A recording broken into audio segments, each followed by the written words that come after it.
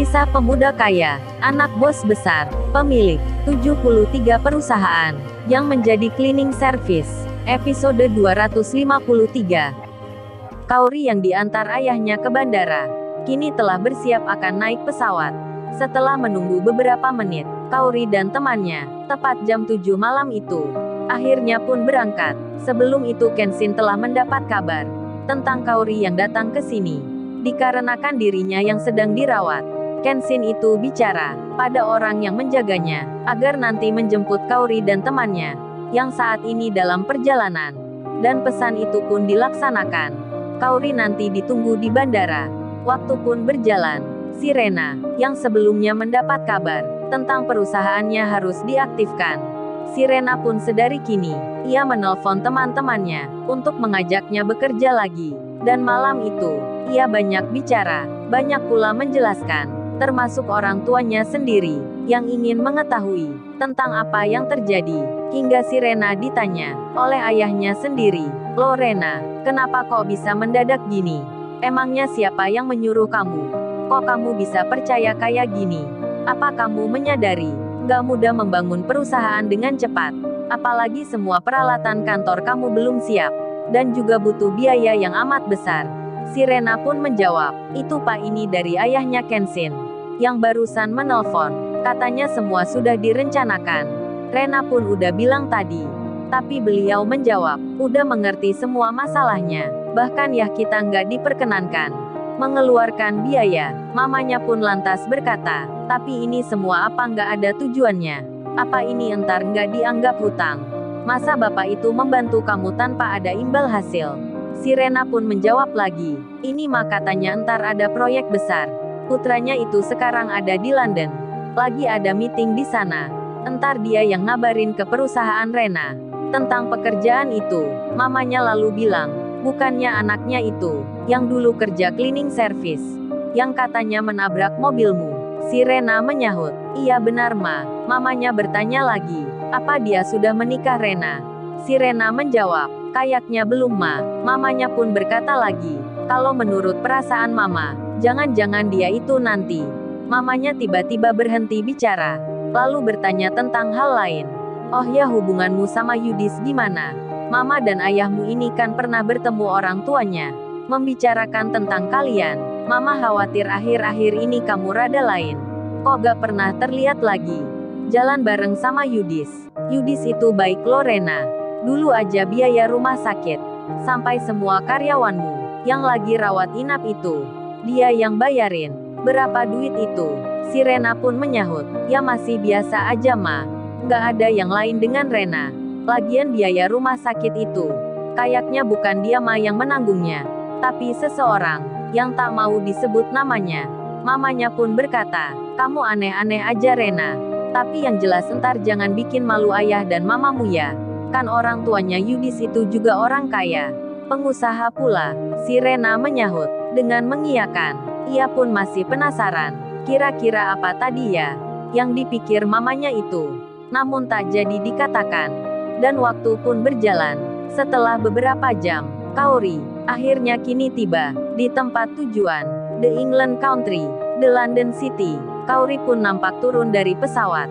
Begitu pula dengan temannya. Tak berselang lama, bertemulah Kaori dengan orang yang menjemputnya. Mereka pun saling menyapa, saling bertanya, dan akhirnya Kaori diantarkan untuk menuju ke tempatnya Kenshin. Saat di perjalanan itu, hatinya begitu deg-degan, karena sudah beberapa hari ia tak pernah bertemu Kenshin secara langsung. Semenjak ada kesalahpahaman yang menyulut rasa saling cemburu, apalagi kemarin dirinya bermimpi suatu hal yang tak baik tentang Kenshin. Jadinya karena semua itu, Kaori tak sabar hati ingin cepat berjumpa. Kemudian di perjalanan itu, dilihatnya nampak bunga-bunga yang sedang berguguran. Rupanya saat ini lagi musim ketiga di London. Melihat hal yang demikian, lala temannya sampai bicara, "Indah nih ya Kaori. Makanya kota ini terkenal romantisnya ya. Sampai banyak dijadikan tempat syuting film. Waduh enak banget nih yang punya kekasih di sini. Pasti bahagia sekali." Lala menyinggung Kaori. Kaori pun merasa. Kemudian ia bicara, Bisa aja Lula, emangnya hanya kota ini yang romantis? Kan masih banyak lagi. Dan mereka pun membicarakan tentang hal-hal lainnya. Tak berselang lama, sampailah Kaori berada di depan rumah sakit. Kemudian masuklah mereka, dan yang ditunggu pun tiba. Kaori dan Kenshin akhirnya bertemu juga. Tersenyumlah keduanya ketika melihat Kaori. Kenshin itu sampai senangnya, ia pun hendak duduk di tempat baringnya. Namun Kaori langsung menghampiri, kemudian bicara, "Sai, jangan gitu. Kamu tetap berbaring di situ aja."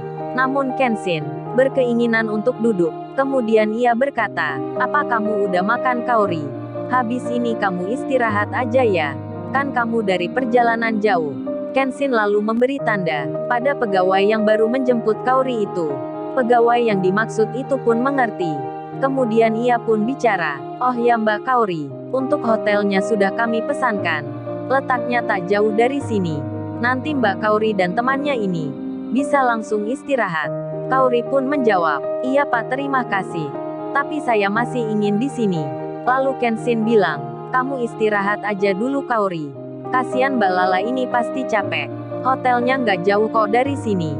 Si Lala pun bicara, "Saya nggak capek kok Tuan Muda." Kenshin menyahut, "Kaori, tolong nih bilangin ke teman kamu. Jangan panggil sebutan itu. Panggil namaku aja Mbak." Kaori pun melihat Lala. Sembari ia bilang, "Lah dengerin tuh. Jangan panggil kayak gitu." Lalu ia melanjutkan, "Tunggu bentar ya lah. Habis gini kita ke hotel. Lalu cari makan yang enak." Saat itu perawat datang dengan membawa bubur makanan. Mendatangi Kenshin kemudian bilang dengan bahasa Inggris. Perawat itu bicara, yang artinya, "Ini tuan makanan buburnya. Silahkan dihabiskan sebelum minum obatnya." Kenshin pun menjawabnya dengan bahasa Inggris pula. Kemudian perawatnya meninggalkan tempat tersebut. Kaori pun mengambilnya dari meja. Dipegangnya bubur di piring itu. Lantas ia pun bilang, "Aku bantu suapin gak apa ya?" Sambil dirinya tersenyum-senyum. Kaori terlalu senangnya bertemu dengan Kenshin sampai ia menjadi lupa, atau memang disengaja, hingga pegawai yang menunggui Kenshin di situ jadi terkejut dibuatnya. Begitu pula dengan Lala temannya, yang tak menyangka Kaori akan bicara seperti ini. Dan Kenshin pun menjawabnya, "Apa kamu bilang mau menyuapin siapa ya maksudnya?" Kaori menyahut, "Yang nggak tahu lah gitu. Masa nih aku harus bilang jelasnya?" Kenshin pun berkata, "Nah terus buburnya kok masih kamu pegang? Sini aku tak makan sendiri. Ada banyak orang lo di sini." Kaori pun tersadar. Ia pun memberikan piring yang ia pegang. Sembari berucap, "Beneran nih, kamu bisa makan sendiri." Kenshin pun menjawab. Lalu, bagaimana kisah selanjutnya? Subscribe channel ini untuk episode berikutnya. Terima kasih.